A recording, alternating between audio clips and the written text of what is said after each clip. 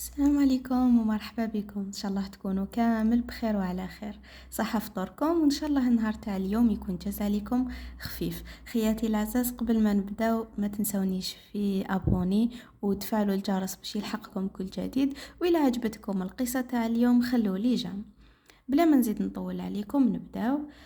أنا رزيقة من بومرداس، في عمري 48 سنة، متزوجة وأم لولد وبنت والحمد لله. رايحة نحكي قصتي وأنا جد حزينة على الجيل اللي وصلنا ليه. يا لطيف حصلنا واش نديرو معاهم، وقد ما تربي في الدار قليل. خطرات انتي تربي من والشارع يخسر من. المهم في صغري كنت عايشة مع بابا ويما وزوج خياتي.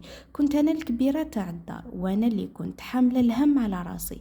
كنت نعاون يما في التربية تاع خوتي ونقوم بكامل الواجبات تاع الدار. كانت يما تتكل عليا في كلش، خاصة وأنه أنا خرجت من القراية. أما أخياتي فكانوا كامل يقراو.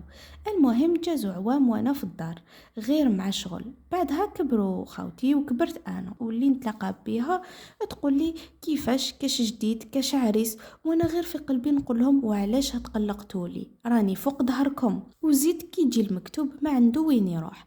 حتى خطرات لقيت مع صابرينا النمامة، كانت تحب تجيب وتدي الهضرة بزاف. قالت لي اسمعي نقول لك حاجة، وجابت لي واحد الخبر يقتل. قلت لها غير الخير وش كاين؟ قالت لي راني سمعت خالتي حورية تهدر مع جارتنا وتقول لها راهي ناوية تخطبك لوليدها. قلت لها تتمسخري، انا ندي نبيل انتي مهبولة؟ قلت لها اني خدماني صدمة. قالت لي بوه عليك يا الجيحة، لا لا ماشي نبيل، راهي على سامر، ناوية تخطبك لسامر وليدها، وهذا سامر هو الكبير. قلت لها وانا فرحانه منك صح ولا تتمسخري؟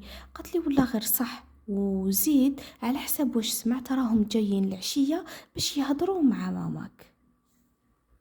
وصح كيما كان الحال مع العشيه جاو وقالوا لها اليما وإذا تقبلي رانا ناويين نخطبوا بنتكم لوليدنا سامر. تما يما قالت لها نشاور الطفله ونرجع لكم بالخبر. وبعدها راحوا وجت يما تقول لي وثما فرحت وقلت لها ايه راني قابله. كان سامر هذا بزاف شباب وعاقل وزيد خدام الحمد لله، الناس كامل تشهد له بالخير. المهم بديت نوجد في روحي وندير الحلوى مع خياتي باش يجوا وغير فرحانين. المهم جاو وتمت الخطبة والحمد لله جاز كل شي بالطبع وكي ما نحب انا. المهم سامر تاني كان بزاف فرحان بيا. بعدها وليت من داك نتلاقى به. جاز عام وتزوجنا والحمد لله طلع ناس ملاح وعاقل، ومامي ماه كانت مليحة معايا. كان راجلي خدام عند روحه، اما وشنو دراهمو قلال مسكين، قيس ما يوكلنا برك. بعدها جبت معاه بنتي سارة ووليدي محمد، ربي يطول لي في عمرهم ويخليهم لي. جازوا العوام وانا غير عايشة معاه وفرحانة وناكلو واش كتب ربي. المهم كنت مهنية معاه. ومن بعد قررت باش نعاونو وليت نطيب المسمن، ومع صباح يديه راجلي القهاوي، بصح كان ما يتباعش واللي يفضل يرجعوه لي. او من بعد زدت قلت نطيب المطلوع وكيف كيف ما تباليش. حتى قال لي راجلي خلي راكي غير تعيي في روحك، وزيد يا اخي راني كافيكم بالماكله. قلت له الحمد لله، بصح ولادي راهم يسحقوا الف حاجه وما قدرناش نوفروها لهم. وما نكذبش عليكم راجلي كان هو اللي يصرف على دارهم كامل، يعني على يمه وخوه الصغير، باسكو شيخي كان متوفي الله يرحمه، والمسؤوليه كانت كامل فوق راسه. جازوا العوام حتى خطرة كنت قاعدة مع راجلي ولا يقول لي راني نحس بالوجع في كرشي، وكل خطرة يزيد هذاك الوجع حتى الحق وين يرجع يعيط من الوجعة. جريت عند عجوزتي وسلفي وجابوا طاكسي وديناه للسبيطار. كان غير يبكي مسكين. كي لحقنا للسبيطار وبعد التحاليل كانت صدمة، طلع عنده سرطان في الكولون وراه في المراحل الأخيرة. تم الدنيا ظلامت عليا، خاصة وأنه الأمل كان ضعيف باش يبرى. المهم بدات رحلة العلاج وكان راجلي غير يشيان مسكين، وزيد بدا شعره يطيح من العلاج الكيميائي. كنت كي نشوفه هكاك نبكي الدم ونقول له كان جات فيا أنا ولا فيه. أما مكتوب ربي بعدها ب3 سنوات من المعاناة توفى راجلي الله يرحمه وخلاني وخلى ولاده. وللدك مازلني نبكي على مولا بيتي، كان بزاف حنين معايا ومع ولاده ربي يرحمه، كان النعمة الناس والناس كامل تشهد له بالخير.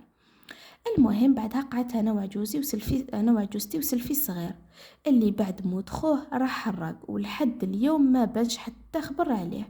وعجوزتي مسكينة تحرق قلبها على ولادها، ربي يعطيها الصبر. المهم قعدنا بلا مدخول والناس ما ترحمش، وعجوزتي عيات تروح تسلف شوية دراهم باش توكلنا. قررت انا باش ندخل نخدم عاملة نظافة في سبيطار، والحمد لله وحدة لقات لي خدمة.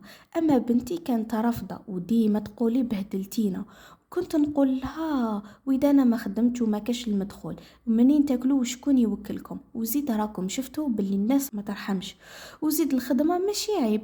وبعدها كبروا ولادي وبنتي جوزت الباك، بصح للاسف ما جبتوش.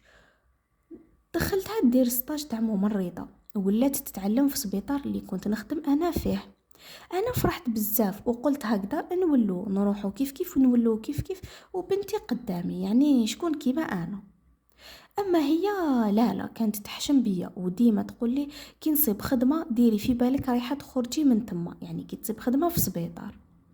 تما قلت لها انا اللي نحكم فيك وماشي انت اللي تحكمي فيا، انا يماك وما نكذبش عليكم كانت عجبتني الخدمه. وزيد قلت هكا في كبري نلقى شهريه ليا، يعني كما تعرفوا الولاد كي يكبروا يديروا حياتهم، الطفله تتزوج والولد يتزوج ونصيب روحي وحدي.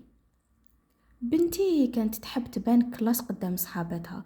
المهم جازوا ليامات وشهور وانا غير نداوس مع بنتي باسكو كانت قبيحه بزاف وما تحبش تبين باللي انا يماها في سبيطار. بعدها جاني واحد الخبر نزل عليا كي صاعقه، قالوا لي باللي بنتك راهي تمشي مع واحد الطبيب تما في سبيطار. كانت صدمة ليا. الطبيب هذاك معروف ويحكوا عليه باللي خفيف بزاف وتاع نسيوات. في الاول ما امنت وقلت بالك راهم برك يتهموا في بنتي، لكن بعدها وليت نتبع فيها حتى خطرة انا كنت خدامة في النهار وهي عندها لاغارد في الليل. قلت والله غير نقعد ونعس بنتي ونشوف واش راهي دير واسكو واش راهم يحكوا عليها صحيح ولا لا. وثم كانت الصدمة، اطلع كل شي صح. وش قالت لي صاحبتي كامل كاين منه. شتها بعينيا في وضع مخل بالحياء معاه. ثم طلع لي الغاز لراسي، وبعدها رحت ليها وشديتها من شعرها وسحبتها للدار وقلت لها باللي من اليوم انساي السطاج ديالك، يعني انا في هاد العفايس نقبل بنتي تقعد جاهله ولا دير لي التبهديل.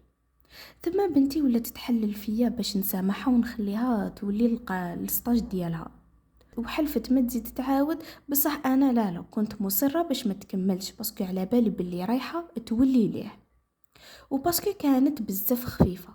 قعدت عام وهي في الدار وغير تبكي ودخلت في حاله اكتئاب. مع الوقت جاء مكتوبها ومديتها، الحمد لله طلع راجلها مليح الحمد لله ويحبها بزاف وموفر لها كل شيء حاجه ما تخصها.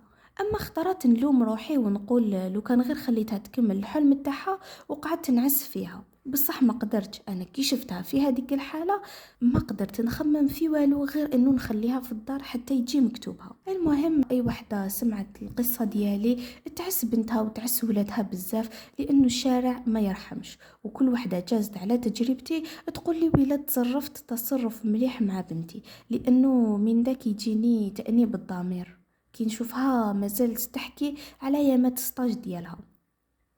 لهنا خياتي نكونوا لحقنا لنهاية القصة، نتمنى تكون عجبتكم، وإلى فيديو آخر إن شاء الله. صحة فطوركم، باي باي.